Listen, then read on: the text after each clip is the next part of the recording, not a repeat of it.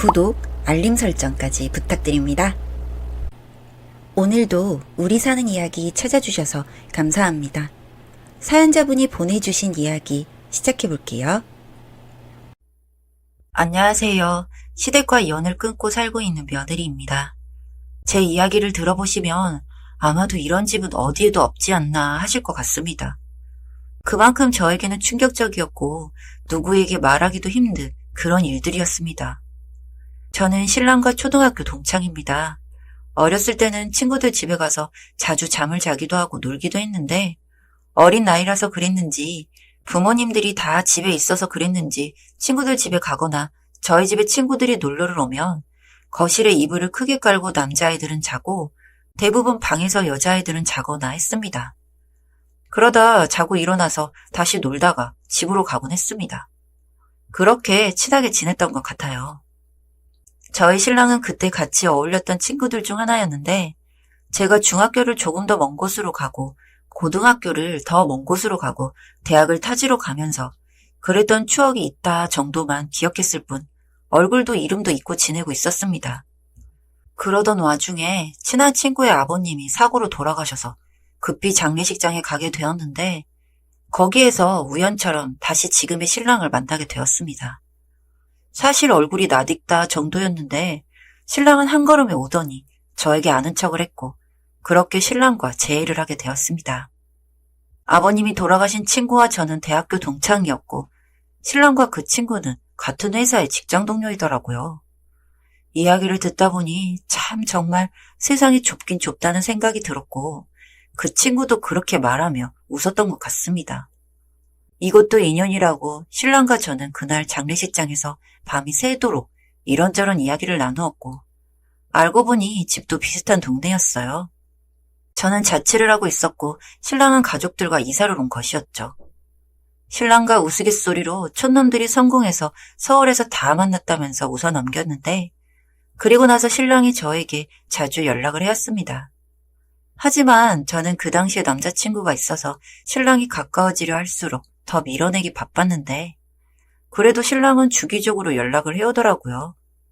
그렇게 시간이 흐르고 저는 남자친구와 이별을 하게 되었고 그렇게 신랑을 만나게 되었습니다.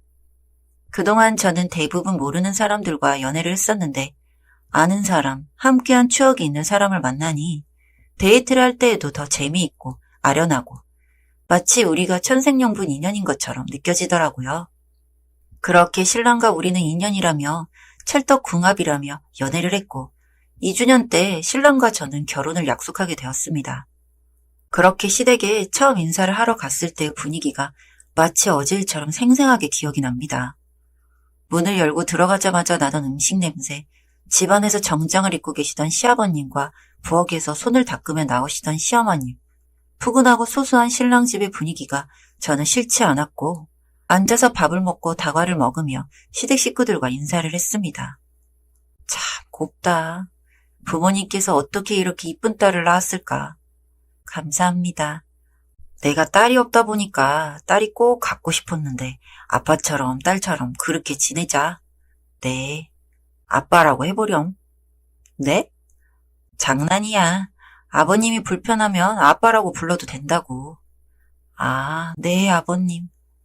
그렇게 시아버님과 장난 섞인 대화까지 함께하며 분위기 좋게 인사를 마치고 저희는 결혼을 하였습니다.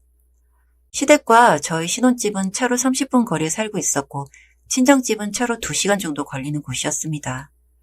그렇게 결혼식을 마치고 저희 집에서 하루 자고 시댁으로 인사를 하러 갔는데 저희는 집이 가깝다 보니 굳이 안 자고 인사만 드리고 집으로 갈 생각이었습니다. 그런데 아버님 어머니께서 우리 딸 왔냐고 하며 저를 반기고는 신랑의 방에 이불을 펴뒀다며 자고 가라고 하시더라고요. 처음에는 그냥 거절하고 집으로 갈 생각이었는데 저녁 먹고 야식으로 먹으려고 요즘 애들이 좋아한다고 마카롱이랑 쿠키류도 준비해 주셔서 신랑과 상의 끝에 자고 가기로 했습니다. 시댁에서 저녁도 먹고 밤에 이야기를 나누며 쿠키도 먹고 피곤해서 일찍 자러 가려고 방에 들어갔는데 침대 머리맡에 콘땡이 준비되어 있더라고요. 너무 당황스러운 마음에 얼른 치워버리고 신랑에게 물어봤더니 신랑은 그런 거 모른다면서 발뺌을 하고 그렇다면 설마 시부모님이 둔 건가 싶어서 불편한 마음으로 잠이 들었는데 어쩐지 쎄한 기분에 눈을 뜨니 살짝 열린 방문 사이로 시아버님이 저희를 쳐다보고 있는 게 아니겠습니까? 저는 너무 놀라서 소리를 지르며 물었습니다. 아버님, 안 주무시고 뭐 하세요? 아우, 물 먹으러 가다가 니네 잘 자고 있나 궁금해서 봤다. 불편한 건 없니? 아, 네. 그래, 잘 자려무나. 그렇게 문을 닫고 시아버님은 나가셨고 저는 그날 문이 다시 열릴까봐 불안한 마음에 뜬 눈으로 밤을 지새워야만 했습니다. 그리고 몇 달이 흘렀고 시댁에 갈 때마다 시아버님이 맞벌이를 하는 제가 안쓰럽다며 어깨를 주물러 주려 한다거나 등을 쓸어내려 주시는데 그런 게 너무 불쾌하더군요. 친정 아빠와도 그런 스킨십을 하지 않은 지 오래인데 너무 낯설어서 소름이 돋을 지경이었습니다. 그래서 저는 신랑에게 말을 해보기도 했지만 아버님이 저를 딸처럼 생각해서 그런다고 하면서 대수롭지 않게 여겨버리더라고요. 그래서 저는 방문하는 걸 최대한 피해가면서 지내게 되었습니다. 하지만 그래도 제사라든지 명절 등 피할 수 없는 경우도 많았는데 한 번은 명절에 제사 음식을 준비하고 신랑 방에서 잠이 들었는데 옆구리에서 차가운 손이 닿는 겁니다. 잠결에도 화들짝 놀라서 깼더니 세상에 옆에 시아버님이 앉아 계신 게 아니겠어요? 아버님, 뭐 하시는 거예요? 민정아, 너 정말 예쁘게 컸구나. 네? 너 우리 집에 와서 자고 가고 그럴 때 내가 얼마나 예뻐했는지 아니? 이렇게 우리 집에 다시 오게 될 줄은 몰랐지만 그런 걸 보면 너랑 내가 인연인 것 같다. 아버님, 지금 무슨 말씀을 하시는 거예요? 그러더니 시아버님은 제 손을 잡고 이상한 소리를 하셨습니다. 내가 몇 년만 더 젊었어도 저 바보 같은 아들놈이 아니라 내가 널 꼬셨을 텐데 조금만 기다려주렴.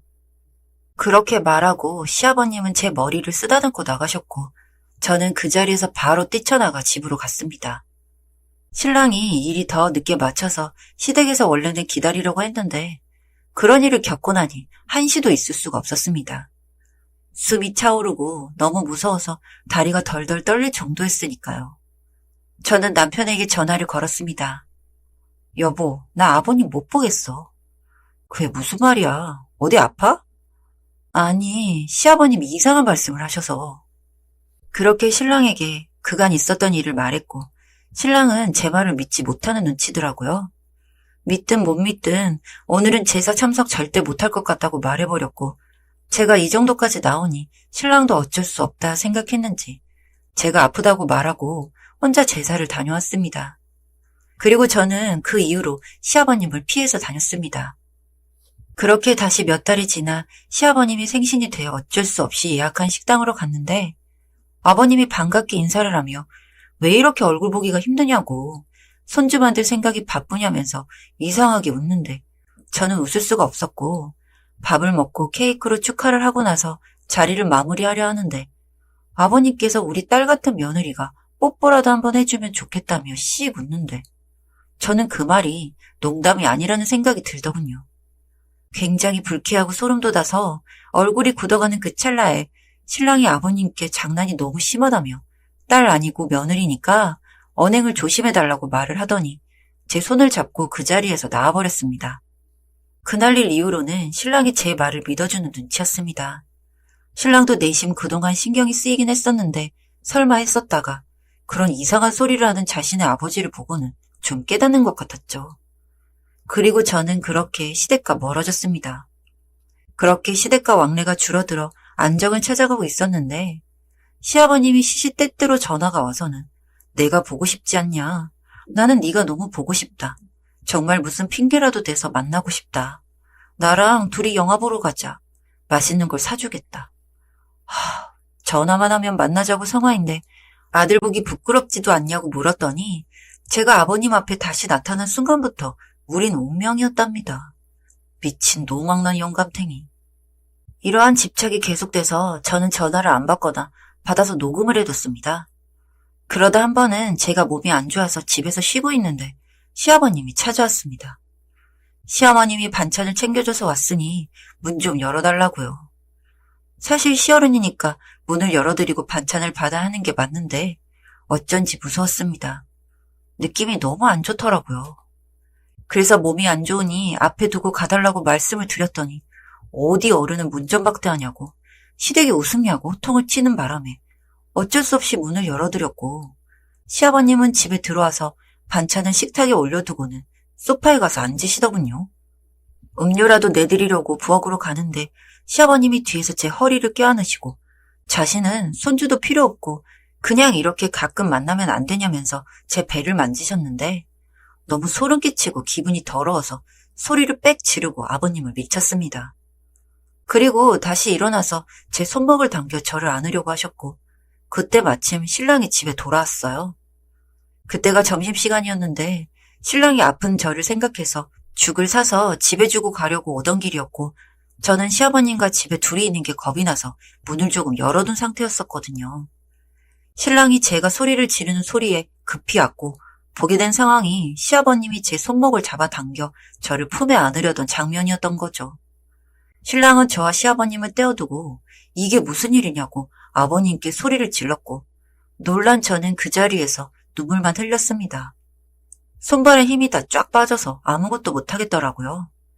그렇게 소리를 지르며 손 놓으라고 외치는 시아버님을 데리고 신랑은 나가버렸고 그날 저녁 저에게 온 신랑은 울면서 저에게 사과했습니다. 아버님이 어렸을 때부터 저를 예뻐라 해서 그저 좋은 마음으로 예뻐하는 거라 생각했는데 이렇게 선을 넘을 줄은 몰랐다며 그동안 많이 힘들었겠다고요.